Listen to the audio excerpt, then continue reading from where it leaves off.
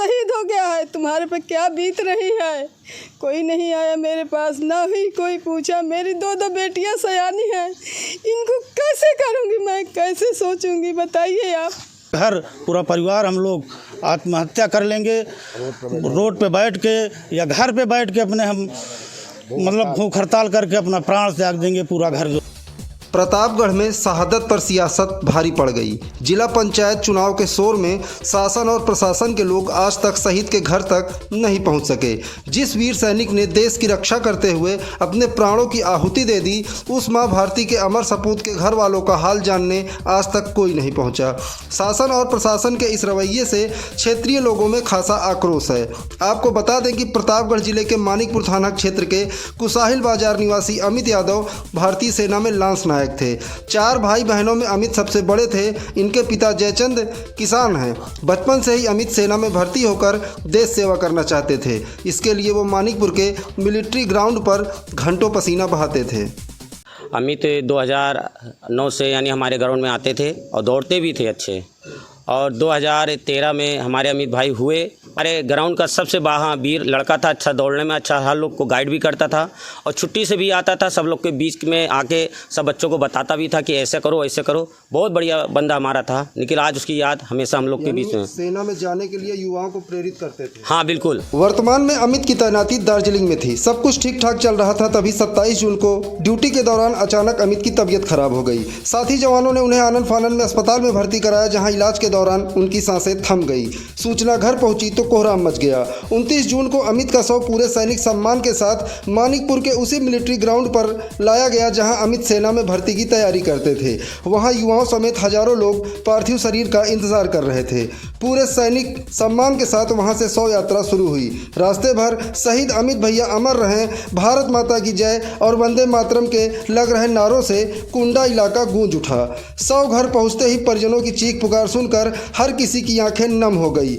गांव के लोग दुखित होते, लेकिन पूरा देश अमित की शहादत पर गर्व कर रहा था। मानिकपुर में शहीद का पूरे सैनिक सम्मान के साथ अंतिम संस्कार किया गया। अमित भाई बहनों में सबसे बड़े थे। पिता किसान थे, इसलिए आर्थिक स्थिति भी बहुत अच्छी नहीं थी। आज भी अमित का घर कच्चा ही है। सेना में भर्ती होने के बाद छोटे भाई बहनों की पढ़ाई के साथ साथ घर की सारी जिम्मेदारी अमित के कंधों पर आ गई थी। सभी जिम्मेदारियों को अमित बखूबी संभाल रहे थे। अचानक हुई इस घटना के बाद पूरे परिवार पर जैसे वज्रपात हुआ हो। सरकार ने मुझे क्या दिया? कोई आया? कोई नहीं आया था मेरे पास सर, कोई नहीं आया था कि मेरी दुख तकलीफ मेरा पूछते, मेरा हाल पूछते कि तुम्हारा बेटा शहीद हो गया है, तुम्हारे पे क्या बीत रही है। कोई नहीं आया मेरे पास, ना ही कोई पूछा। मेरी दो बेटियां सयानी हैं, इनको कैसे करूँगी मैं, कैसे सोचूंगी, बताइए आप, बताइए आप। अमित सबसे बड़े थे माता जी घर में? सबसे बड़ा था, वही बेटा से मेरा घर का खर्च चलता था। मेरे बच्चे की पढ़ाई लिखाई सब कुछ मैंने उसको बहुत मुसीबत से पाला था।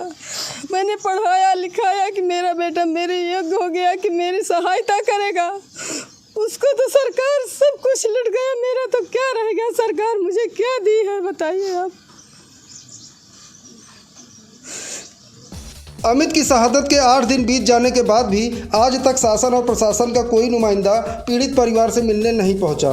शायद इसके पीछे प्रतापगढ़ का जिला पंचायत अध्यक्ष का चुनाव रहा हो। सत्ता पक्ष के नेताओं ने भी सोचा होगा कि पहले कुर्सी पर कब्जा करो, शोक संवेदना तो बाद में भी व्यक्त की जा सकती है। लेकिन कहते हैं ना, जैसी नीयत वैसी बरकत। चुनाव में जनसत्ता दल ने भाजपा की मिट्टी पलीत कर दी और भाजपा को कभी न भूलने वाली हार का सामना करना पड़ा। सबसे सोचने वाली बात तो यह है कि नेताओं के नक्शे कदम पर चलते हुए प्रशासनिक अफसरों ने भी शहीद के घर जाना जरूरी नहीं समझा। सरकार की इस संवेदनहीनता से परिजनों के साथ साथ क्षेत्रीय लोगों में खासा आक्रोश है।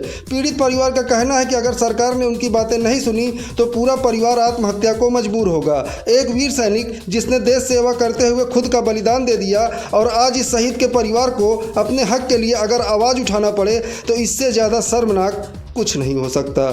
समय दे रहे हैं भारत सरकार को, उत्तर प्रदेश सरकार को। अगर मेरी बात को नहीं सुने, नहीं संज्ञान में लिया, मेरे भतीजों को नौकरी नहीं मिली तो मैं पूरा खानदान, पूरा परिवार रोड पे आ जाएंगे, आत्महत्या कर लेंगे और मजबूर होना पड़ रहा है। इसलिए घर घर की मेरे बड़े भैया की माली हालत बहुत ख़राब है। इसलिए मेरे छोटे भतीजे अंकित यादव को सर्विस दी जाए और जो सम्मान शहीद को मिलता है वो सारा सम्मान मेरे भतीजे अमित को मिलना चाहिए। इससे हमारा परिवार पूरा बहुत दुखी है। दुख के घड़ी में जो है भारत सरकार और राज्य सरकार अगर साथ नहीं आती तो हम पूरा परिवार जो है आत्महत्या कर लेंगे, भूख हड़ताल करके खुद अपने आप को समाप्त कर लेंगे पूरा परिवार। यही हमारी गुजारिश है कि हमारे इस बच्चे को शहीद का दर्जा मिले। और आज तक इतना दिन हो गया, एक हफ्ते की बात हो गई, न तो शासन स्तर का कोई मिनिस्टर आया, न कोई गस्टेड कोई जिला स्तर का कोई न तो अधिकारी आया, न कोई कर्मचारी आया बड़े पैमाने का। इससे हम लोग बहुत दुखी हैं। अगर इस नहीं हुआ तो पूरा घर पूरा परिवार हम लोग आत्महत्या कर लेंगे। रोड पे बैठ के या घर पे बैठ के अपने हम मतलब भूख हड़ताल करके अपना प्राण त्याग देंगे पूरा घर जो है।